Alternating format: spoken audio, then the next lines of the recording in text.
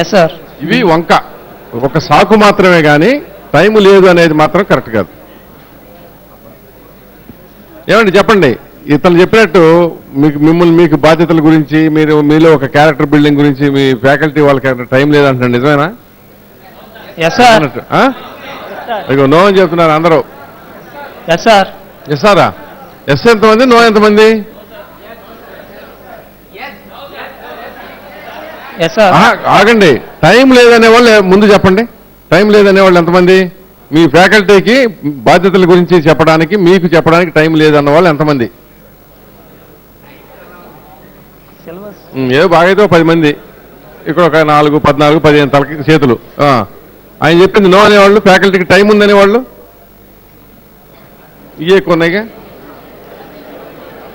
మరి ఏం చేస్తాం, టైం ఉందని చెప్తున్నారు వాళ్ళు ఎక్కువ మంది. క్లాసుల్లో వాళ్ళ సిలబస్ ఇవన్నీ కాదమ్మా, మీరు వాళ్ళతో ఎప్పుడన్నా కూర్చుని ఇవి మేము ఇది ఆశిస్తున్నాము, మీరు మాకు సహాయం చేయండి, మాకు ఇంటరాక్ట్ అవ్వండి, మాతో మమ్మల్ని కొంచెం ఎన్లైటన్ చేయండి అంటే చేస్తారు సార్. మా టీచర్స్ ఇంటరాక్ట్ అవుతున్నారు సార్ మాతోటి కొంతవరకు, కానీ వాళ్ళు సిలబస్ బిజీ షెడ్యూల్లో కొంచెం బిజీగా ఉన్నారు. సిలబస్ ఇదేనయ్యా, వాళ్ళకి మరి టైం ఎక్కడి సార్? మళ్ళీ వాళ్ళు కాలేజ్కి, వాళ్ళు మార్నింగ్ కాలేజ్కి వస్తారు సార్, మళ్ళీ ఈవినింగ్ కరెక్ట్గా వాళ్ళ టైం వెళ్ళిపోతారు సార్. వాళ్ళకి ఇక మామూలు ఇక్కడ స్పెండ్ చేయడానికి టైం ఎక్కడ ఉంది సార్, సిలబస్ కాకుండా ఎక్స్ట్రా టైం. ఓకే సరే, ఇప్పుడు ఇవన్నీ అదే చెప్పేది, మీరు అవన్నీ కల్పించుకునే దాన్ని బట్టి ఉంటుంది. మీ సార్లకైనా అంతే, ఇంకెవరికైనా అంతే. మీరు గట్టిగా అడిగితే వాళ్ళు ఎట్లా వెళ్తారు? సపోజ్ ఇప్పుడు మాట్లాడారు కదా, ఇక్కడ మీ మేనేజ్మెంట్ ఉంది కదా, వాళ్ళకి అర్థమవుతుంది కదా, ఓహో మన పిల్లలు ఇట్లా ఫీల్ అవుతున్నారని. ఒక అరగంట ఎక్స్ట్రా ఉండండి అని చెప్పలేరా వాళ్ళు?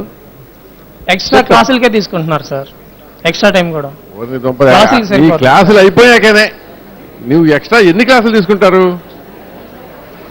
ఎన్ని? పొద్దున 8 నుంచి రాత్రి 8 దాకా తీసుకుంటున్నారా? లేదు సార్.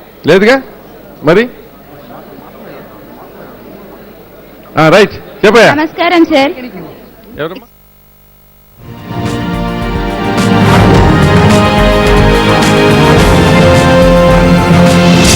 అవును సార్, మేము టీచర్స్ తో ఇంటరాక్ట్ అవ్వాలన్నా కానీ, పేరెంట్స్ తో ఇంటరాక్ట్ అవ్వాలన్నా కానీ ఎక్కడో చోట చేంజ్ రావాలి అని కాదు, ప్రతి ఒక్కరిలో చేంజ్ రావాలి అని కోరుకుంటున్నాను సార్.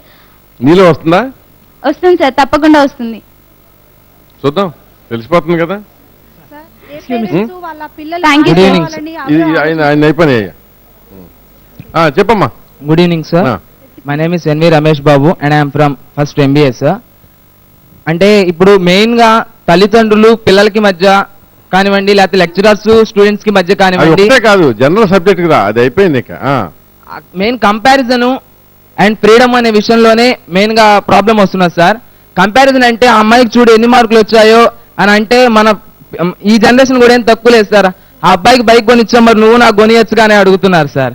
అంటే కంపారిజన్ అటే కాదు, ఇటు కూడా చేస్తున్నారు. ఫ్రీడమ్ వచ్చేసేటప్పటికి తల్లిదండ్రులు ఎక్కువ ఫ్రీడమ్ ఇస్తే పిల్లవాడు ఎలా చెడిపోతాడేమో అని భయపడుతున్నారు. అట్ ద సేమ్ టైం నా తల్లిదండ్రులు నాకు ఫ్రీడమ్ ఇవ్వట్లేదు, నన్ను మరీ గదిలో గాజు బొమ్మలా చూసుకుంటున్నారు, నాకు బయట సొసైటీ ఏం తెలుస్తుంది, ఈయన బాధపడుతున్నాడు. ఏంటంటే ఆ ఫ్రీడమ్ అనేది ఒక స్వీట్ లాంటిది సార్. మనము బాగా ఇష్టంగా ఉంది కదా అని చెప్పి రోజు తినేస్తే షుగర్ అలా వస్తుంది. అదే అప్పుడప్పుడు కనుక కొంచెం స్వీట్ తీసుకుంటే దాని టేస్ట్ని మనం ఎంజాయ్ చేయొచ్చు సార్. ఆ రకమైన బ్యాలెన్సింగ్ మోడ్లో ఉన్నట్లయితే ఫ్రీడమ్ అనేది బాగా మనకి మోటివేషన్ గా ఉంటుంది సార్. ఇప్పుడు ఎందుకంటే ఫ్రీడమ్ గురించి చేసుకోకూడదు అంటున్నాం, అంతే కదా సార్. స్వేచ్ఛని దుర్వినియోగం చేసుకోకూడదు సార్. ఇప్పుడు ఫ్రీడమ్ ఇన్ ద సెన్స్ ఎలా అంటున్నా అంటే, ఇప్పుడు ఈ మధ్య నేను ఇంతగా బాధపడిన విషయం ఏంటంటే, ఈ మధ్య మన రాష్ట్రంలో జరిగిన కొన్ని పరిస్థితుల గురించి నేను అది వరకు అనుకునేవాడిని, నేను ఒక్కడనే అనుకుంటే జరుగుతుందా, నేను ఒక్కడనే మాట్లాడుకుంటే సరిపోతుందా అని అనుకునేవాడిని. నేను MBA జాయిన్ అయిన తర్వాత ఈ మధ్య జరిగిన రాష్ట్రంలో పరిస్థితులు ఒక ఎన్నిక చూశాను. ఎంతటి ఘోరమైన అసలు మాటలు కూడా రావు. అవినీతి పరుడు అని చెప్పుకుంటూ పోతూ అవినీతి అని చెప్తే అది వాళ్ళకి అడ్వర్టైజ్మెంట్ అయిపోయింది. వాళ్ళని కూడా భారీ మెజారిటీతో ఊహించిన విధంగా గెలిపిస్తున్నారు. ఎంతటి దారుణమైన పొజిషన్లో మనం ఉన్నామో అర్థం చేసుకోవాలి సార్. ఆ రోజు నేను డిసైడ్ చేసుకున్నాను, మనము ఓటు వెయ్యాలి ప్రతి ఒక్కళ్ళు. ఏం డిసైడ్ చేసుకున్నావు? నువ్వు కూడా అవినీతి పరుడు అవుతానా? చెప్తాను లేదు కదా. ఆ రోజు నేను డిసైడ్ చేసుకున్నాను ఈ అవి నేను ఒక్కడిని మాట్లాడుకుంటే కాదు అని అది వరకు అనుకునేవాడిని. తర్వాత నేను అనుకున్నాను అసలు నేను కనీసం ఒక స్టెప్ అయినా ఎందుకు వేయకూడదు, నేను నా ఒక్కడిని అనుకుంటే అవుదా. నేను అలా ఆ రిజల్ట్ వచ్చిన నైట్ బాగా స్ట్రగుల్ అయ్యి పక్క రోజు మార్నింగ్ నుంచి స్టార్ట్ చేశాను. ఇలా నేను డిస్కస్ చేస్తుంటే అసలు భయంకరమైన విషయాలు వెలుగులోకి వచ్చాయి సార్. నా చుట్టుపక్కల ఉన్న నా మిత్రుడు 4 సంవత్సరాలు నాతో డిగ్రీ నుంచి చదువుకున్న మిత్రుడితో ఫస్ట్ టైం డిస్కస్ చేస్తే నాకు ఒక పార్టీ ముద్ర కట్టారు ఒక చోట, ఇంకొక చోట డిస్కస్ చేస్తే అసలు నువ్వెవడిన మా వాళ్ళని అంటానికి అంటున్నారు. అంటే వాళ్ళకి అర్థం కావటం లేదు, వీళ్ళు మనల్నే అంటున్నారు, వీళ్ళు కోరుకుంటుంది మన బాగు కోసమని. ఏది ఏమైతేనే నేను మాత్రం డిసైడ్ అయ్యాను అలా పాస్ అయిపోవాలి. నేను ఎలా అయినా సరే నాకు ఒక సమూహం కనిపిస్తే డిస్కషన్ వస్తే ఖచ్చితంగా నేను నా వంతుగా ఎడ్యుకేట్ చేయాలి అని అనుకుంటున్నాను సార్. అందరూ ఆ సైడ్ గా స్టెప్ వేస్తారని నేను కోరుకుంటున్నాను. చెప్పింది కరెక్టే, ఇనిషియల్ స్టేజ్ లో అట్లాంటి ప్రతిఘటన ఉంటుంది, పర్లేదు, నీ దారిలో నువ్వు ఎడ్యుకేట్ చేయి. Thank you sir. సో నీకు అంటారు, ఎందుకంటే అది ఎగ్జాక్ట్ గా రాజకీయ నాయకులు కోరుకున్నదే అది. ఏదో చెప్పినప్పుడు ఏదో ఒక ముద్ర వేయడానికి ప్రయత్నం చేస్తారు. అవును సార్. అసలు నాతో కలిసి ఉండే వాళ్ళే ముద్ర వేశారు సార్, నా బంధువులు ముద్ర వేశారు. ఎలా ముద్ర వేస్తారంటే ఇప్పుడు నేను ఒక వ్యక్తి గురించి మాట్లాడుతున్నప్పుడు వాళ్ళకి అవినీతి కనపడదు. మీ వాళ్ళు అవినీతి పనులు, మా వాళ్ళు ఎవరున్నారు అంటే అదే ఇంకో పార్టీ వాళ్ళు. ఇలా తవ్వుకుంటూ పోతే మిగిలేదు అగాధమే కానీ ఇంకేమీ ఉండదు సార్. అదే చెప్పండి, మీ ఇష్టం, ఆలోచించుకోండి మీరేం చెప్పు అంతే. నేను రెస్పాన్స్ తో సంబంధం లేకుండా మాత్రం ఎడ్యుకేట్ చేయాలని అనుకుంటున్నాను. అందరు నాతో కలిసి వస్తారని కూడా కోరుకుంటున్నాను sir. Thank you very much. ఆగమ్మా, ఆయనకంతా కలిసి వెళ్తారా లేదా చెప్పు పాప. ఆయన మరి పాయింట్ చెప్పాడా, మీనింగ్ దాంట్లో అర్థం ఉందా లేదా? ఉంది సార్, ఉంది. మరి ఆయన చెప్పిన దాంట్లో ఏకీభవిస్తారా? Okay sir, ఏకీభవిస్తాం. నువ్వు ఒక్కడే కాదు, అసలు మిగతా వాళ్ళు వాయిస్ రావట్లేదు, మామూలుగా ఓ ఎగురుతారు. అందరూ ఏకీభవిస్తారు సార్. మరి అయితే మీరు అదే చెప్పండి. అతను ఇప్పుడు ఖచ్చితంగా ఇది సందర్భాలు ఏంటంటే ఎటు మాట్లాడితే అవతల వాళ్ళు ఓహో నువ్వు ఆడట లేదా నువ్వు ఈ కులమా ఇట్లా మాట్లాడటం మొదలు పెట్టారు ఈ మధ్య కాలంలో. అది కావాలని చెప్పి వచ్చిన అది ఒక బ్యాడ్ ట్రెండ్, దాన్ని కట్ చేయండి ఫస్ట్. అది కట్ చేస్తే ఆటోమేటిక్గా చాలా కట్ అవుతాయి. మనూష సార్, సార్ నాకు ఒక చిన్న డౌట్, అసలు పాలిటిక్స్ ఎందుకు సార్? అసలు పాలిటిక్స్ వల్ల యూజ్ ఏంటి సార్? అసలు పాలిటిక్స్ లోకి వచ్చిన వాళ్ళు ఎవరినైనా అడగండి, ప్రజలకు అది చేయాలి ఇది చేయాలి అంటారు, కానీ పాలిటిక్స్ లో ఉండే చేయాలా? విడిగా చేయకూడదా? పాలిటిక్స్ లో చేస్తేనే రికగ్నైజ్ వచ్చింది, విడిగా వస్తే రాదు. అందుకే పాలిటిక్స్ అంటారు. ఎందుకు రాదు? పాలిటిక్స్ లో లేకుండా వచ్చి చేసిన వాళ్ళకి మదర్ తెరీసా లేకుండా చేసే వాళ్ళు ఎంతమంది ఉన్నారు సార్? వాళ్ళకి రాలేదా రికగ్నిషన్? మదర్ తెరీసాకి రాలేదా? మరి ఎందుకు సార్ ఇంకా పాలిటిక్స్? రాజకీయాల్లో ఉన్నాడా? లేడు కదా. ఇంకా పార్టీలు ఎందుకు సార్ మరి? అట్లా నేను ఇప్పుడు మనం మిమ్మల్ని పార్టీలోకి రమ్మని ఎవరు చెప్పారమ్మా? కాదు సార్, అసలుకి అందరూ పాలిటిక్స్ లోకి ఎందుకు వెళ్తున్నారు? అసలు పార్టీలు ఎందుకు? ఇప్పుడు మీలో ఉన్న ఇక్కడ ఉన్న వాళ్ళు ఎవరికి కూడా రాజకీయాల్లోకి మిమ్మల్ని రాణిస్తారైతే నేను నమ్మను. మిమ్మల్ని రానివ్వరు, ఎందుకంటే మీ దగ్గర ఆ శక్తి సామర్థ్యాలు లేవు. కనీసం ఒక అసెంబ్లీ పోటీ చేయాలంటే 10 నుంచి 20 కోట్లకు రెడీగా ఉండాలి. అందుకని ఏంటంటే మీరు వాటిని రిపేర్ చేయడానికి నడుం బిగించండి అని చెప్పాము. ఈ నమ్మకం అనేది ఎలక్షన్స్ అప్పుడు మిక్సీలు గ్రైండర్లు ఇస్తే వచ్చేది కాదు సార్. అసలు గ్రైండర్లు ఇస్తే అక్కడ కూడా మిక్సీలో వేశారు కదా వాళ్ళని, ఇచ్చిన వాళ్ళని కూడా ఉంటుంది, అది ఉంటుంది, అక్కడ రియాక్షన్ ఉంటుంది. ఎలక్షన్స్ అప్పుడు ఎందుకు ఇస్తున్నారు సార్? వీటి మిగతా అప్పుడు ఎందుకు గుర్తు రావట్లేదు ప్రజలు? అది నువ్వు అడిగావా? ఎవరిని అడగాలి సార్? వచ్చినవాడిని ఇచ్చినవాడిని అడిగావా? వచ్చిన వాళ్ళు అడిగితే డైరెక్ట్ సమాధానం చెప్తారా సార్? ఇక్కడ నుంచి స్టార్ట్ చేయాలనుకుంటున్నా, ఇక్కడ నుంచి మొదలు పెట్టాలనుకుంటున్నా అంటారు కానీ ముందు నుంచి ఎందుకు ఆలోచించరు? ఇప్పుడు నేనేదో ఇక్కడికి వచ్చానని చెప్పి నేను లోకం అయిపోయాను కానీ నువ్వు వాళ్ళని అడుగుంటే పరిస్థితి రాదు కదా. చెప్పు. నో సార్, చెప్పు. నువ్వు వాళ్ళని కనుక చెప్పమన్నారు కదా సార్, అందుకే అది కాదమ్మా, ఇదే ప్రశ్న వాళ్ళని ఆ రోజు అడుగుంటే మీరందరూ కలిసి ఈ స్కీమ్ ఇప్పుడు ఎందుకు అనౌన్స్ చేస్తున్నారు మీరు, ఇది ఎవరు అడిగారు మిమ్మల్ని అని గనక మీరు అడిగుంటే వాళ్ళలో ఒక పునరాలోచన వచ్చేదా కాదా చెప్పమ్మా? అది ప్రశ్నించమంటే నన్ను కాదు వాళ్ళని. వాళ్ళని బాగు చేయాలి వీళ్ళని బాగు చేయాలి అంటారు కానీ ముందర వాళ్ళు కరెక్ట్ గా ఉంటాయి కదా సార్. అసలు మిగతా వాళ్ళని బాగు చేసేది ఏమ్మా? పాలిటిక్స్ లో వాళ్ళని బాగు చేయాలి, మిగతా వాళ్ళ పార్టీల గురించి చెప్తారు కానీ ముందర వాళ్ళు వాళ్ళని బాగు చేయాలి వీళ్ళని బాగు చేయాలి అంటారు కానీ ముందర వాళ్ళు ఎంతవరకు కరెక్ట్ అసలు వాళ్ళు ఆలోచించుకోరు కదా. ఎవరో రాజకీయ నాయకుల అంతే సార్, వాళ్ళు కరెక్ట్ గా లేరు, మీరు కరెక్ట్ చేయండి. ఓకే సార్, ఓకేనా? అదే కదా, ఛాన్స్ ఇవ్వట్లేదు సార్. ఛాన్స్ ఎవరిస్తారు? మీరు చొరవ తీసుకోండి. ఇప్పుడు నువ్వు మాట్లాడావు, ఓకే సార్, రైట్, ఇదే రకమైన ధోరణి ప్రదర్శించు. Okay sir. మీరు మీరు మీరందరూ మీ అందరికి మీరు ఇప్పుడు ఇందాక ఆ కుర్రాడు ఒకటి అన్నాడు, ఇంకొక ఆయన ఇంకా ఇక్కడ ఈయన ఇంకొక ఆయన అన్నాడు, ఇట్లా చాలా మంది తను చెప్పింది. మీరు అందరూ కలిసి ఎవరైతే ఒక రియల్గా లోపల ఆవేదన చెందుతున్నారో మీరందరూ కలిసి ఒక కమిటీగా ఒక గ్రూప్గా ఫామ్ అవ్వండి. డెఫినెట్గా బ్రహ్మాండ రిజల్ట్స్ వస్తాయి. మీకు కావాల్సిన సపోర్ట్ మేము ఇస్తాం. ఓకే, అలా అందరం కలిసి వెళ్ళినా మళ్ళీ కరప్షన్ అనేది ఒకటి వస్తుంది సార్. మళ్ళీ ఏమ్మా అందరూ మళ్ళీ ఏదో ఒకటి చేయాలని వెళ్ళాలనుకున్నా మళ్ళీ కరప్షన్ అనేది ఒకటి అడ్డొస్తుంది. మళ్ళీ దేని కరప్షన్ ఏం రాదు. నువ్వు ముందు అనుమానం పక్కన పెట్టు. Okay sir. బి ఆప్టిమిస్టిక్, ఆశాజీవిగా ఉండు. Okay sir. మీ వరకు మీరు కొంత ప్రయాణం నడవండి. ఇప్పుడు సపోజ్ ఈ చివరి నుంచి ఆ చివరికి వెళ్ళాలి అనుకో, అంత దూరం అనుకుంటే ఎప్పటికి వెళ్ళలేవు. రైట్, స్టార్ట్ చేసిన తర్వాత నువ్వు వెళ్ళకపోతే ఆ చివరి మధ్యలో ఉన్న అతను బయలుదేరి వెళ్తాడు, ఆ తర్వాత ఇంకొకళ్ళు ఎవరు వెళ్తారు. Somebody will ultimately carry the flag. Okay, thank you sir. కానీ అసలు నడవడం ఆప మాకు. You start walking. Okay sir. Okay, right. Good evening sir. నా పేరు పృథ్వీ సార్. ఎవరెవరు? సార్ ఆగమ్మా, ఇందాక నుంచి అమ్మాయి నుంచి ఉంది, చెప్పమ్మా. Good evening sir, this is Amulya from CSC. Sir ఇందాక సార్ లెక్చరర్స్ కి స్టూడెంట్స్ కి ఇంటరాక్షన్ లేదు, అసలుకి ఎవరు మాట్లాడలేదు ఆ టాపిక్స్ గురించి అంటున్నారు కదా సార్. కాలేజ్లో ఉండే 8 hours ఎవరు స్టడీస్ మీదే కాన్సన్ట్రేషన్ చేయరు కదా సార్. ఎంతో కొంత 5 minutes అయినా టైం ఉంటుంది అది కదా సార్.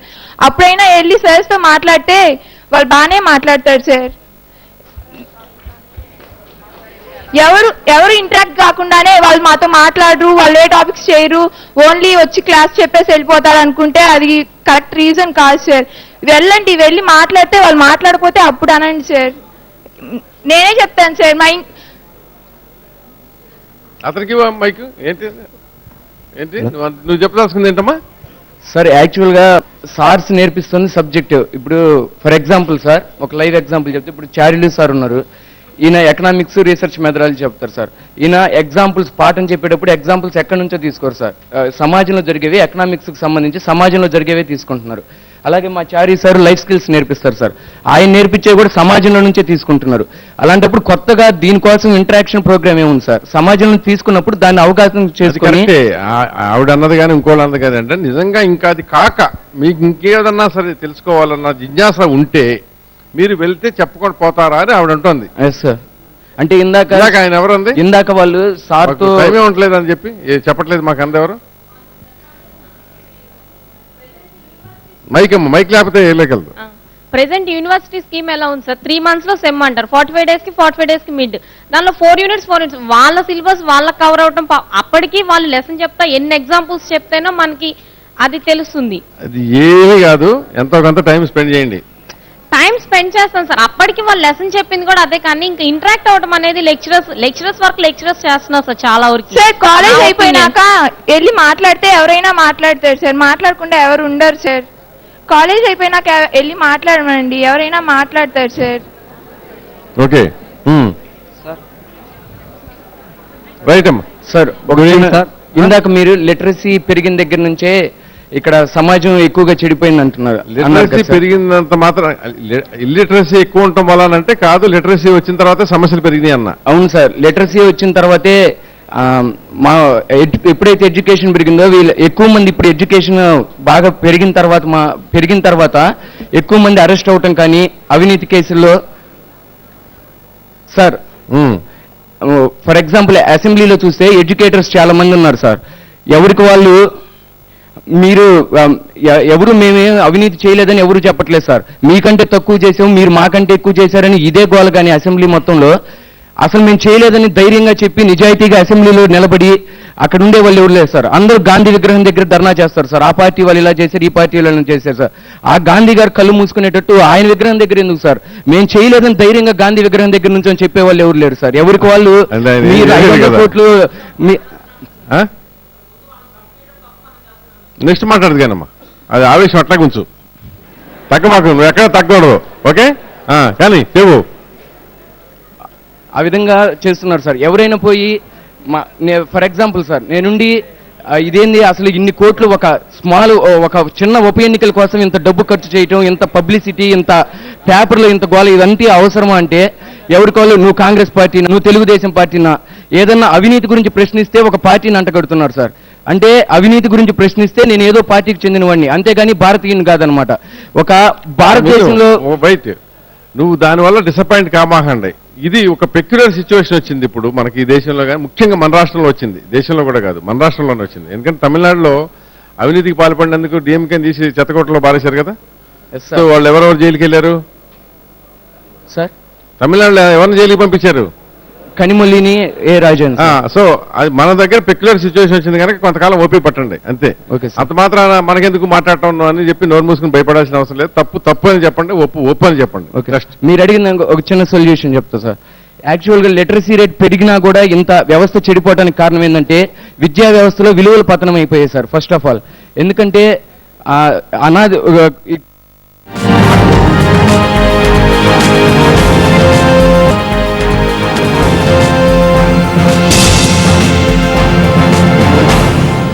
ఆ మేరకు మార్పులు ఉండాలంటావు, అంతే కదా? Good evening sir. నమస్తే సార్. డెవలప్మెంట్ కావాలంటే sir, my name is Maruthi Prasad. ఇది అయ్యాక ఇస్తా. Okay sir. సార్ సార్ ఇప్పుడు అన్న చెప్పాడు యూత్ కి. మైక్ దగ్గర పెట్టుకో సార్. అయ్యో ఇందాక చాలా ఆవేశపడ్డావు, చెప్పు సార్. సార్ ఇప్పుడే అబ్బాయి చెప్పాడు ఇది అంటే ఇది యూత్ కి ఏం తెలియదు అని. కానీ తప్పు చేస్తున్న ముందు మనమే సార్.